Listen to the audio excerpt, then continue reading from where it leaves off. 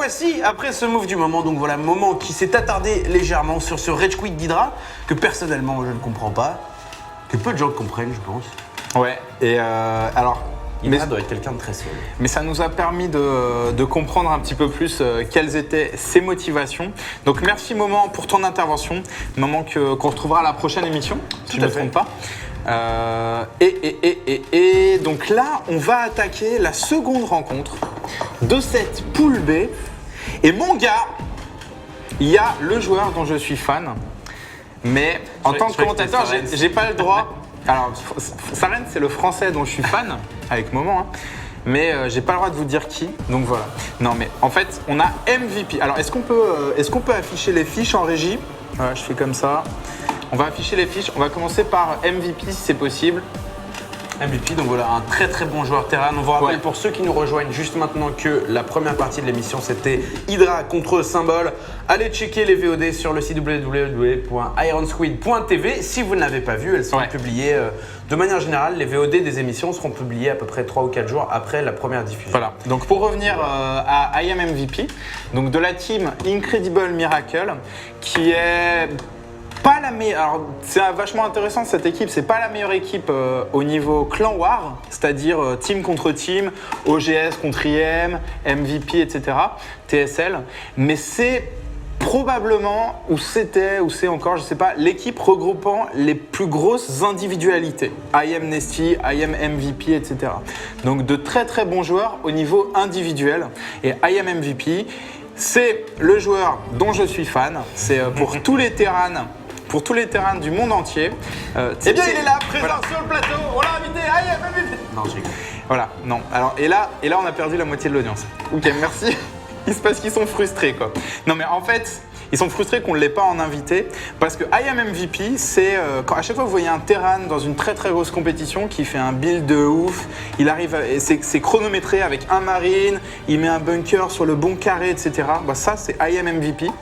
Chirurgical. Ou Slayer's Boxer, enfin bon voilà. Mais c'est de son calibre. Et en face, on va avoir Torzane. Donc si on peut voir la fiche de Torzane. Torzane qui est quelqu'un, déjà un très très bon joueur. Il est très suédois. Et qui est très très sympathique. Je l'avais vu commenter à la Home Story Cup. Mais il est pas blond. Il n'est pas blond. Il a été vainqueur de la TSL 3 pour Torzane. Pour Torzane, on a décidé qu'on vous ferait une présentation pointue. Alors pourquoi est-ce que Torzane n'est pas blond s'il est suédois? Ponf. Pourquoi n'est-il pas blond?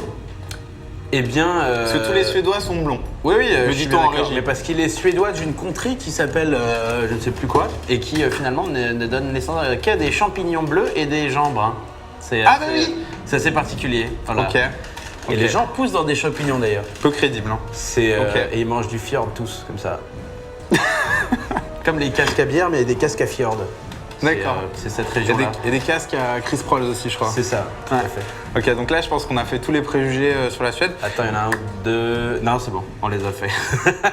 Et donc Torzane et MVP qui vont s'affronter. On va pas tarder à lancer la partie. La partie qui vient de se lancer ici. Donc Torzane contre MVP, on est sur Daybreak. Torzane en haut à droite, ou en haut à droite, c'est ça, en terrain bleu, et MVP en terrain rouge en bas à gauche. On est sur Daybreak, une map qui pourrait permettre, qui permet beaucoup de choses, hein. Les drops, les positionnements de tank également, même si les positionnements de tank ne sont pas forcément les plus sneaky.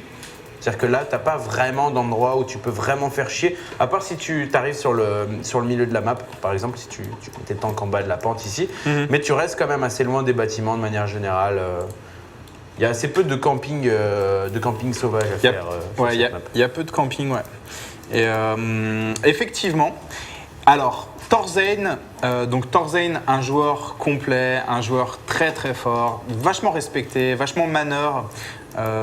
Donc courtois, voilà, courtois, très fort Zane, diront certains.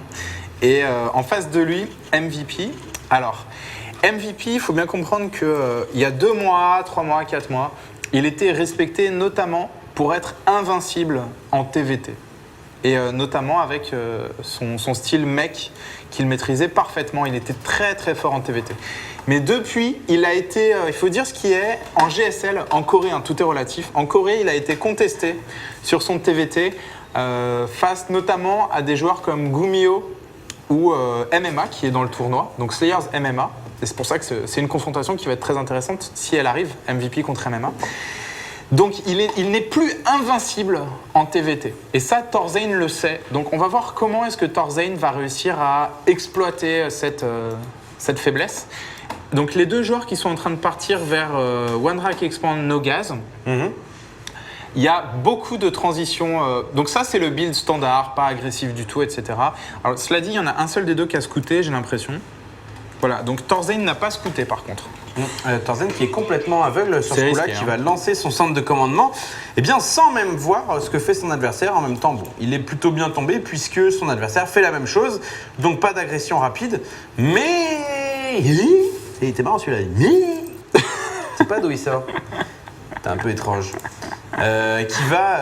mais il peut s'exposer à un cheese, imagine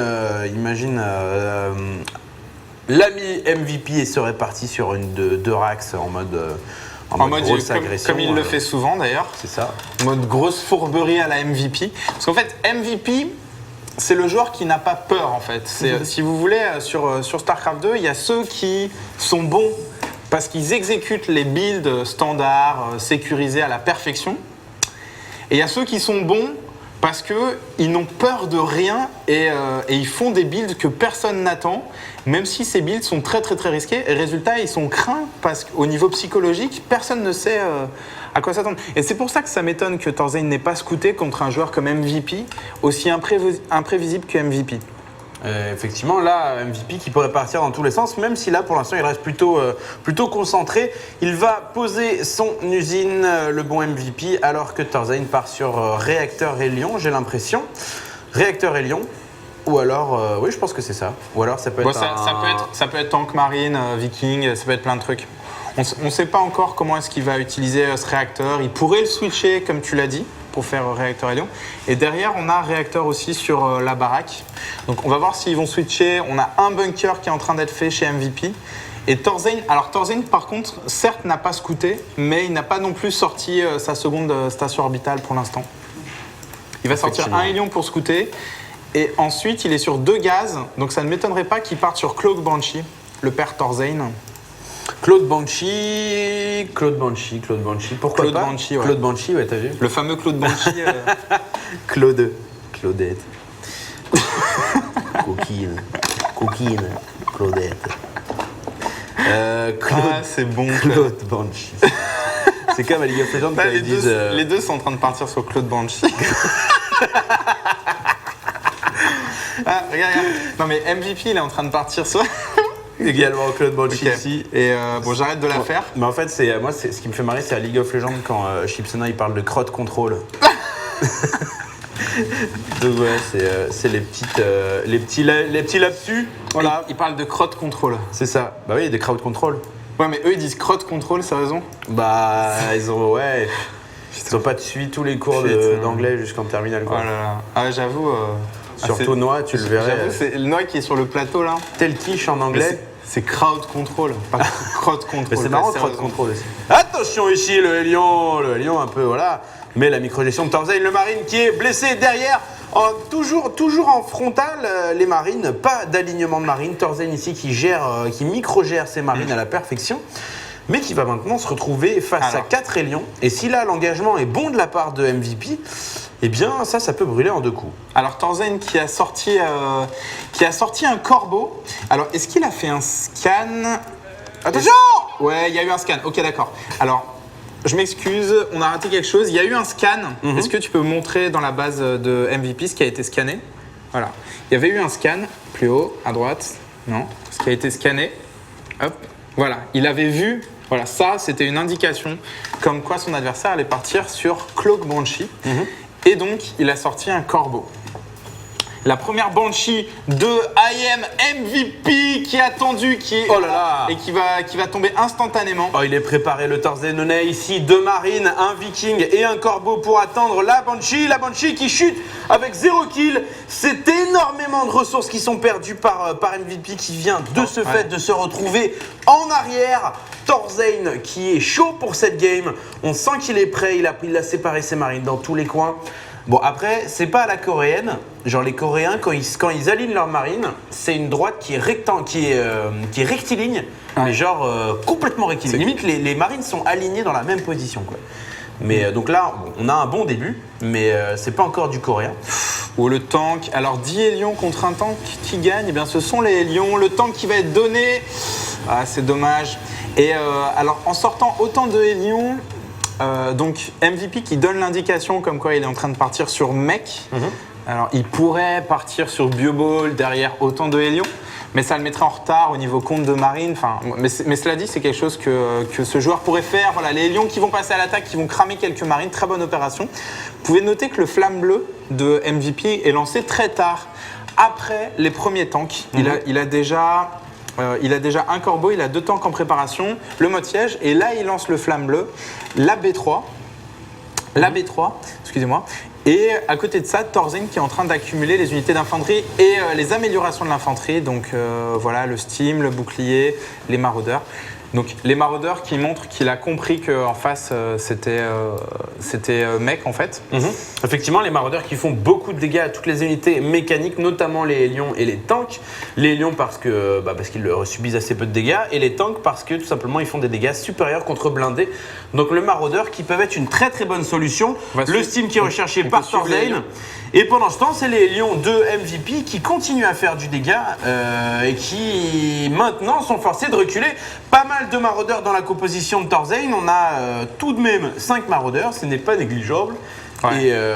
Et résultat, bon, la B3 de MVP qui va être posée tranquillement. Enfin, tranquillement, pas tant que ça. Hein, voilà, elle est scoutée et là, ça va être un cas de figure très très très intéressant où en fait MVP n'a pas suffisamment de tanks pour les séparer. Regardez. MVP a 4 tanks. Avec 4 tanks, il ne peut défendre qu'un seul front et il va essayer de défendre les 2. La Bioball qui va passer. Il y a beaucoup de vikings et MVP qui défend. Mesdames et messieurs, MVP qui est en train de défendre contre le push de Thorzane. Ah bah là, les 4 tanks là, ils s'étaient pas venus pour décortiquer des pistaches. Ils ont défoncé l'armée de son adversaire. Thorzane qui n'a plus rien. Thorzane qui est à 92 de pop contre 102. MVP qui vient de poser sa B3, qui est bien, qui est tranquille. Là, Thorzane vient de repasser méchamment derrière, même si lui également a pu profiter de ce push pour poser sa deuxième base. Ouais. Il a quand même un petit train de retard. On a un corbeau de chaque côté, 7 marines contre 4 pour Thorzane. Cependant, 7 tanks pour le rouge, le terrain rouge. Donc ça, c'est une force de frappe que tu n'as pas envie de te manger.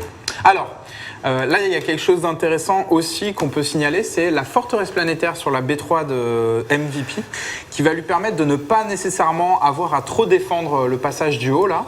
Donc une forteresse planétaire, et aussi parce qu'en mech, tu n'as pas besoin de tant de minerais que ça, alors que vous pouvez regarder la B3 de Thorzane, c'est une station orbitale, puisqu'en Bioball, vous avez besoin d'énormément de minerais et de peu de gaz. C'est pour ça, c'est plus rentable de faire une station orbitale. Donc on voit un petit peu les 2 styles de jeu. Les 2 styles de jeu qui sont très bien appliqués. Le joueur qui part Bioball, comme tu l'as montré, qui est en train de partir sur plus de bases, et c'est ce qu'il a intérêt à faire, parce qu'il a une armée qui est moins cost efficient, qui est moins rentable en confrontation frontale, mais qui est plus mobile. Donc il peut se permettre de prendre plus de bases. Et là, je pense que on va voir ce que va faire MVP, mais il pourrait se permettre de turtle jusqu'à atteindre 180, 190 de pop et de sortir à ce moment-là, MVP. Et ce serait pas vraiment critiquable. Ah, c'est clair, d'autant qu'il a un avantage de 25 de population sur son adversaire. Donc un 8e de la pop totale, ça n'est pas négligeable. Mais bon, MVP est MVP et je pense qu'il a envie de faire saigner son adversaire. Le map control ici de Thorzane qui n'est pas tout à fait complet, qui va laisser MVP arriver au milieu de la map. Mais il voit très bien quand même, hein, regarde, il voit le haut, le bas et le milieu. Donc moi je trouve un très bon map control de la part de Thorzane. Le map control de MVP qui est plus lacunaire, hein, tu vois, s'il se fait attaquer en haut, en bas, au milieu, il le voit beaucoup moins. Mais il prend des risques, il fait des scans, voilà, il va supprimer quelques marines. Mais ça peut très bien être une feinte. Il n'est pas obligé de rester là, mais il va choisir de s'engager, le scan. Il est vu les tanks en mode siège de Thorzain qui se positionne gentiment. Là, grosso modo, ça va jouer soit à la prise de base, soit à la manière, à l'engagement de ces fights, tout simplement. Est-ce que les tanks de MVP seront mis en mode siège avant ceux de Thorzain? J'ai peur que ça se résume à ça. Hein. Enfin, quand on a autant de tanks, c'est vraiment le seul moyen. Ouh là là, très bonne position de la part de MVP. Et alors ça peut être game breaker. Cette position qui est catastrophique pour Thorzain parce que sa B3 est menacée, sa B4 est menacée mais il la défend avec des tanks. Voilà, le run-by de Helion et il ne peut pas prendre B5, il avait lancé B5 au sud de la map. Cette position est énorme et pourrait pousser Thorzain à tenter un trade base. Et les Vikings ici de MVP qui passent à l'attaque, Thorzain qui se fait laminer, CBCS dans sa B3. Thorzain qui part pour le trade base, qui sent que ça sent la chaussette, qui va laisser ses bases à son adversaire et qui va essayer de choper cette quatrième base. C'est magnifique de la part de MVP. MVP qui s'attend au trade base, qui va réparer la forteresse planétaire. Thorzain qui va perdre énormément de troupes. Et même s'il saute cette base derrière, je suis sûr qu'il y a 5 tanks en mode siège qui l'attendent dans la main de MVP. Donc il ne passera pas de toute façon. Et là, MVP qui montre qu'il maîtrise parfaitement ce match-up et qui est sur le point de s'imposer contre Thorzain le Suédois. MVP qui avance, il n'y a plus grand-chose que Thorzain puisse faire. Il n'y a plus que des marines, tous les marines qui tombent au combat. Il y a beaucoup de tanks, tous les Vikings qui chopent la domination aérienne. MVP qui est impérial, l'armée de Thorzain qui font et qui va devoir encore faire des petits patapons sur cette forteresse planétaire. Là, grosso modo, il va encore perdre beaucoup de troupes. MVP qui continue son blitzkrieg à l'intérieur de l'armée de Thorzain.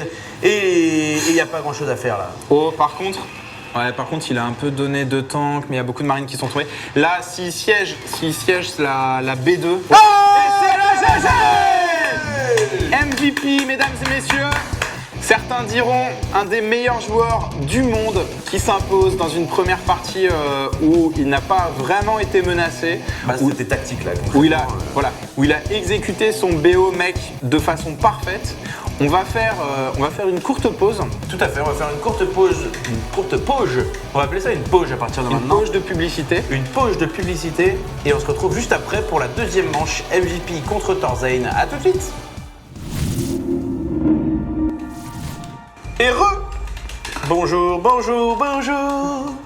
C'est l'émission Iron Squid. Numéro 5, Pool B, première émission sur la Pool B. Nous avons vu quoi? Nous avons vu beaucoup de matchs dans cette première émission de la Pool B. Nous avons vu Hydra pour les puristes, contre Symbol. Donc on vous conseille d'aller mater les games si vous les avez pas vus. On va pas vous spoiler les résultats. C'est très serré. Et c'est Symbol qui gagne. Et ensuite on se retrouve pour MVP contre Thorzain. Donc 1-0 pour MVP qui a grosso modo... Enfin bon, j'ai jamais eu l'impression que Thorzain était... Non, franchement, il y a eu un beau move au début quand il a chopé la Banshee. Enfin, grosso modo on ne pouvait pas faire comité d'accueil plus fourni quoi. Ah c'est clair. Le Banshee, les deux marines, le Viking, bon, y a pas de souci. Mais après, le positionnement des tanks, la vision du jeu de MVP qui est juste... tu peux pas tester quoi. Non, c'est clair. Et on a senti peut-être un petit peu Thorzain avec le pied sur la pédale. Il était un petit peu en train de se limiter. Peut-être qu'il a peur de cet adversaire. Sur la double pédale même. Ouais. Référence Suède, tout ça. Nordique, métal. Ah, tu l'as eu celle-là. Okay. Elle est arrivée un peu plus tard, mais elle est arrivée. Nordique, métal, pas mal. Et c'est de là que viennent les Suédois bruns. Parce qu'ils sont dans un groupe de métal. Allez, voilà. Tout prend sens. Bref. Bon, aujourd'hui c'est vanne de merde. Vous pouvez couper le son. Non mais c'est vrai, la dernière fois c'est moi qui avais présenté la Belgique. Tout à fait. Non, c'était la Hollande. C'est ça, voilà. Avec Ponfétude, c'est un petit donc maintenant la tour Suède en Europe. Ok. Et alors quelle est la spécialité de la Suède? À part du coup, c'est les à part les jolies filles, les cascafjords et les groupes de métal. Ok. C'est ça. Bref, on va passer à la deuxième game. Thorzain contre MVP. On se trouve sur Antigua Shipyard. Vous vous trouvez sur www.ironsquid.tv et c'est une très bonne chose. Allez faire un tour sur le site. Il y a les vidéos des qualifications numéro 2 qui sont en ligne, des qualifications numéro 1. Il y a les replay packs qui sont diffusés également si vous voulez mater tout ça.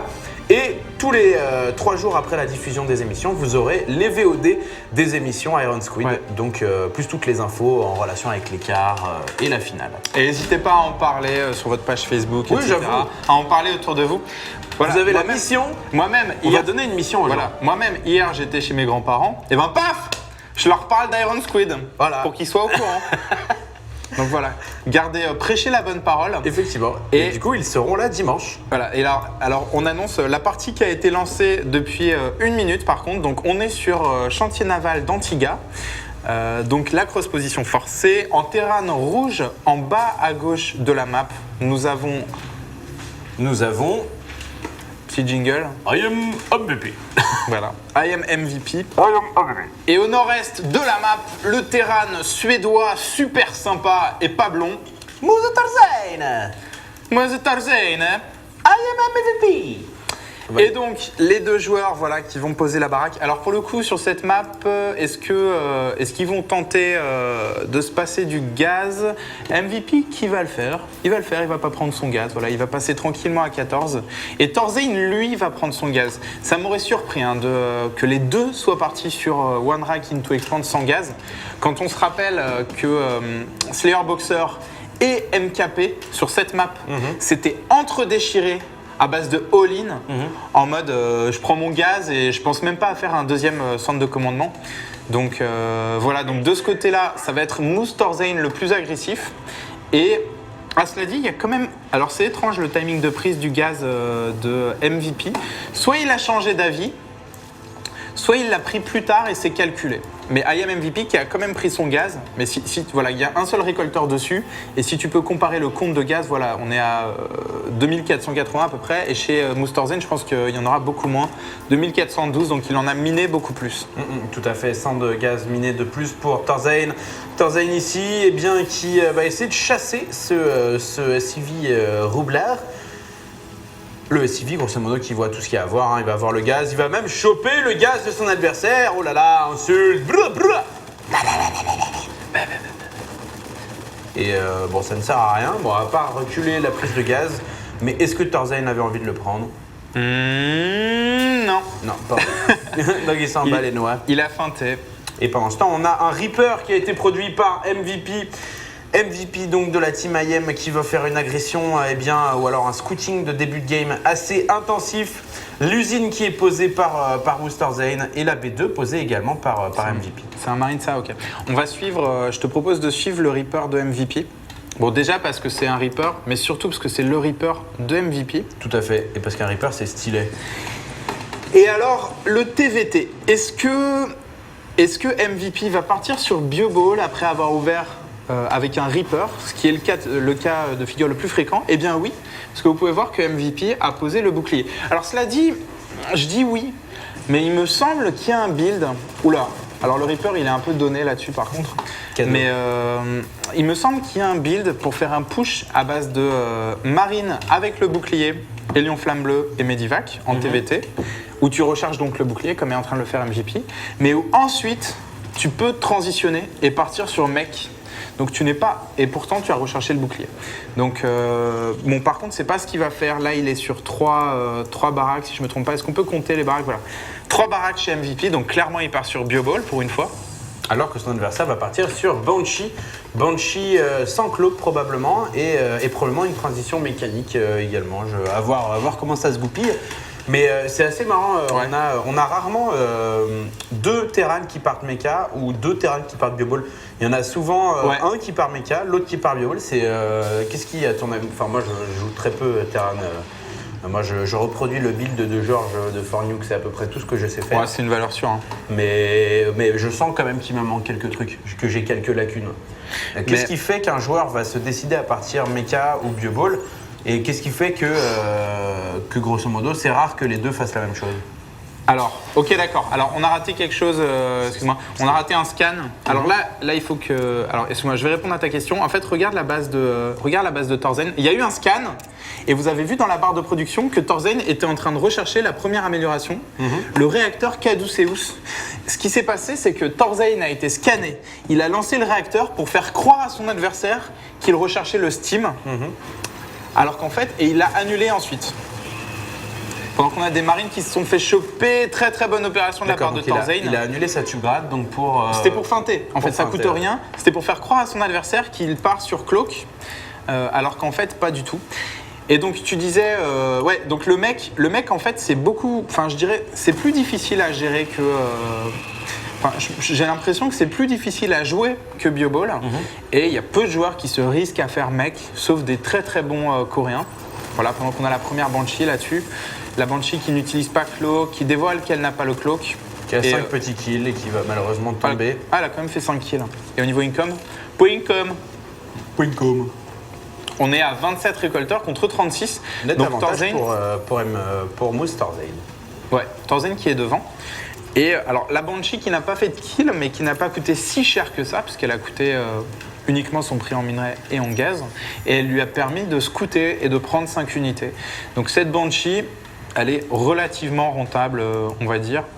Thorzane qui a le map control de la Xel'Naga du milieu, hein, cette Xel'Naga qui est décisive dans ce match-up. Bah, en cross position, en plus, les armées sont à peu près obligées de passer par le milieu. Hein. Et du coup, eh bien, c'est très très important d'avoir ce map control. Pendant ce temps, Thorzane qui va partir sur mécanique. Une fois n'est pas coutume, MKP qui lui reste sur MVP, pardon, lui qui reste sur mécanique. Sur Bioball. Sur Bioball, pardon. Et encore une fois, voilà, on a un Thorzane Bioball, on a un Thorzane Mecha et un MVP Bioball. Les deux, voilà, s'accordent. Pourquoi est-ce qu'ils partiraient pas Bioball les deux? Pourquoi? Why you know do Bioball? Je comprends pas en fait. Comment ils savent que l'autre. Enfin, bon, alors là, je sais pas. C'est peut-être le mind game. Je t'ai battu en mec, donc je vais jouer Bioball pour te surprendre un peu. Ouais. Et puis Thorzane qui se dit j'ai perdu en Bioball, donc il faut que je teste mec. Je sais pas. Ça c'est quelque chose qu'il faudra qu'on leur demande si l'un des deux joueurs finit à la grande finale à Paris. Tout à fait, s'ils viennent nous rejoindre sur Shade.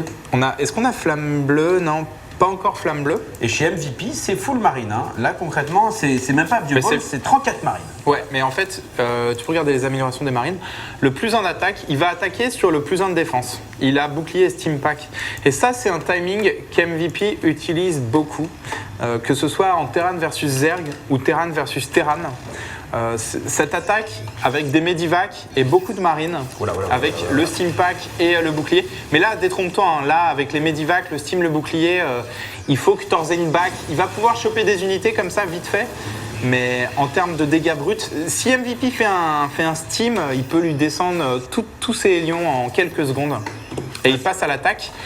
Est-ce qu'il y a un temps comme mode siège? Il n'y a pas le mode siège.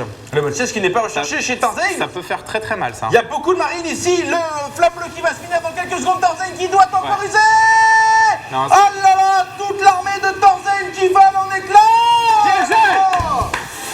Magnifique partie.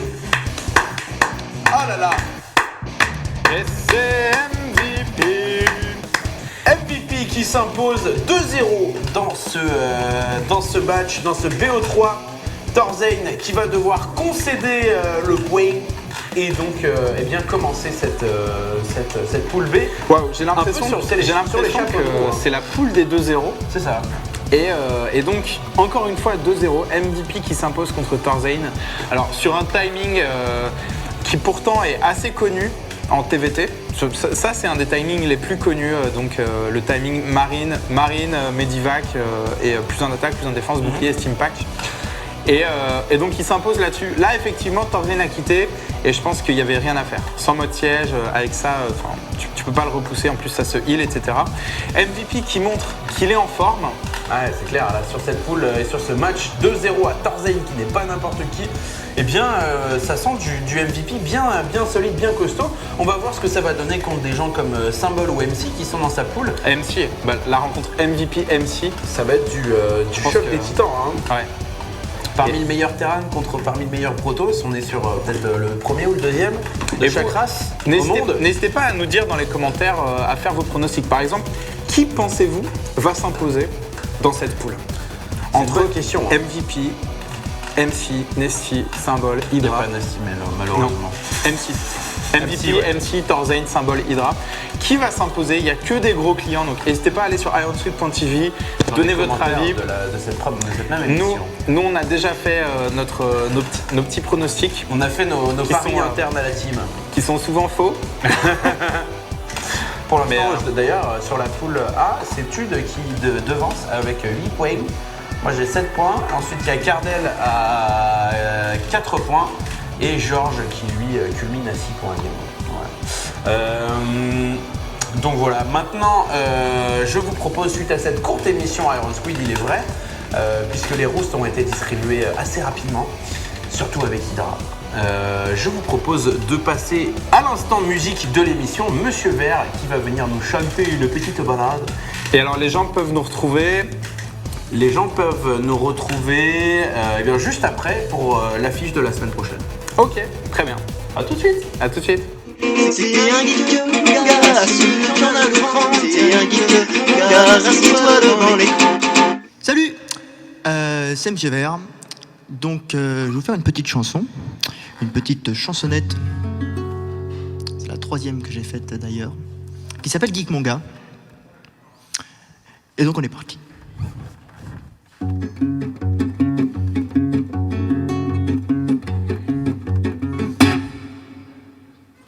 Si toi aussi tu lèves les bras après chaque victoire, si toi aussi la nuit tombée tu te dis peut-être qu'il est trop tard, que demain faudra aller bosser, que tu peux pas jouer toute la nuit. Si toi aussi tu regardes en bas, à droite sur AC2 et que l'horloge te dit basta après 3 ou 4 heures de jeu, si tu te lèves et que pourtant t'as pas envie d'aller au lit, c'est que t'es un geek mon gars, assume-le, tu en as le cran. T'es un geek mon gars, rassieds-toi devant l'écran, cran. Si toi aussi tu as la haine et que t'as envie de rage quit parce que pour toi jouer Renegade ça revient à mesurer ta bite, et si après un phase d'été t'as comme une douleur dans la nuit, si tu te demandes comment la guerre 14-18 heures est finie, si on avait eu des carrières ou si Georges avait pris parti, si tu as toujours eu envie de marcher sur le crible les pieds nus, c'est que t'es un geek mon gars, assume-le et bien fièrement. T'es un geek mon gars, rassieds-toi devant l'écran. Si pompes et tu sont devenus les pires ennemis de ta mère, si quand elle t'appelle pour bouffer à cause de tu rates le dessert, si tu vas check leur page YouTube entre YouPorn et quelques streams,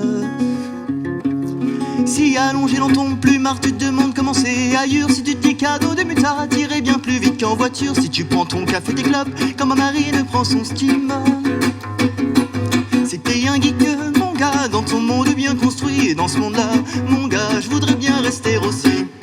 Si tu peux suivre sur internet les meilleurs games, les meilleurs LAN, si tu peux adorer Sarens comme un foot adulte Zidane, si tu débats sur les forums à la sortie du nouveau patch, si on peut tous gueuler en chœur les force field et les vaisseaux mers, si les gens qui passent à côté pensent qu'on parle une langue étrangère, et si on peut se bouger le cul à 500 pour voir un chômage, c'est qu'on est geek mon grand, faudra bien te faire une raison. On n'a pas forcément des lunettes et des boutons, mais on est geek mon gars, comme des centaines de milliers, et dans ce monde-là, on a notre place dans la société.